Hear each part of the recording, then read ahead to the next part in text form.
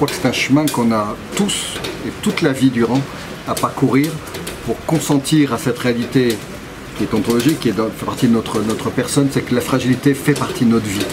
Et quand je dis un chemin à parcourir, c'est aujourd'hui un chemin qui peut être un vrai combat, parce que de fait, naître fragile, nous le savons tous, on a tous été un nourrisson. Mourir fragile nous est déjà beaucoup plus pénible, et on sait bien que pourtant le grand âge, c'est une expérience de fragilité. Entre les deux, en réalité, nous demeurons fragiles. Nous gardons tous des fragilités. Nous avons assez bien les moyens de les masquer aux autres, parfois de les masquer à nous-mêmes, et on bâtit des stratégies assez remarquables pour cela. Voilà. Or, parmi nous, il y a des personnes qui portent des handicaps, qui ne peuvent pas cacher leur fragilité. Elle est là, elle est visible, elle est même irrémédiable, elle nous heurte, ce qui fait qu'on souvent on les évite, on les exclut, parfois pire, on est tenté de les éliminer. On le sait combien c'est un sujet actuel en ce moment. Et bien voilà, tout le travail de notre vie, c'est de nous réconcilier avec cette part fragile de nous-mêmes, qui n'est pas une mauvaise nouvelle, bien au contraire, mystérieusement. C'est que précisément parce qu'on y consent, on consent aussi au fait qu'on a besoin les uns des autres, et qu'en fait ça nous fait un bien fou de savoir qu'on peut avoir besoin les uns des autres sans que ce soit une source d'indemnité. Aujourd'hui, parfois, on entend devenir dépendant, c'est indigne. Ben, c'est tout l'inverse. Plus on a besoin les uns des autres, plus notre dignité d'homme, d'être ce que nous sommes, tel que nous sommes, se révèle.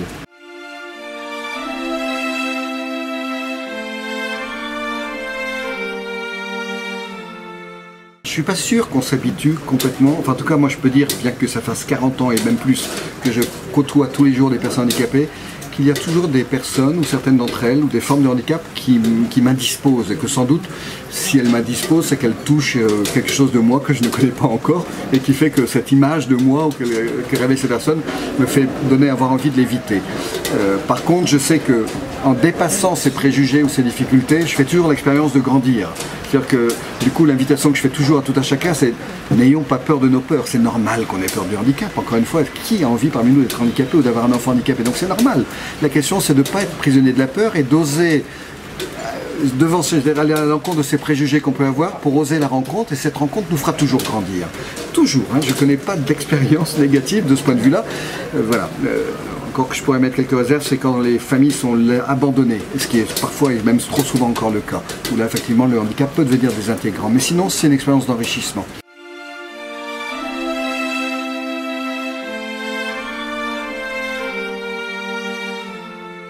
Alors, il faut être prudent là-dessus. Mon réflexe, c'est de dire, le handicap, encore une fois, je vais distinguer les deux. Le handicap, ça fait mal.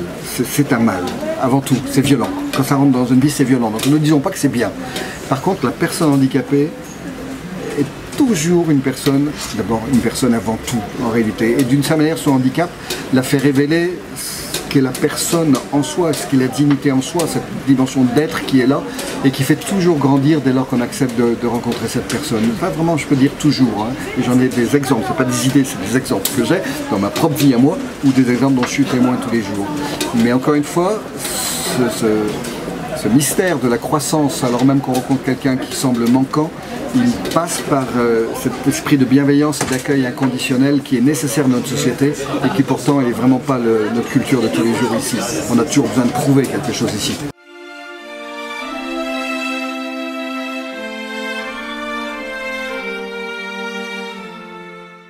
Alors le livre n'a pas été pensé à cause de ça, il se trouve que ça sort en même temps, mais c'est peut-être un signe que j'ai quelqu'un positif.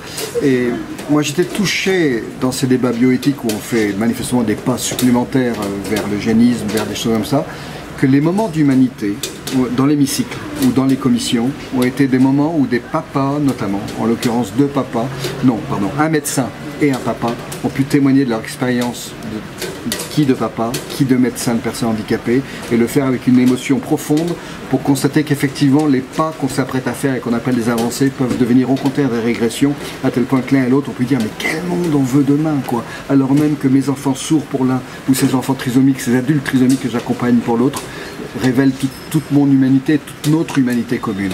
Et moi, mon espérance, et si je devais passer un message, c'est rencontrons ces personnes handicapées pour découvrir qu'elles ne sont pas ce qu'on croit, que le handicap, les personnes handicapées sont une source, encore une fois, une richesse dans notre société pour nous aider à mieux vivre ensemble.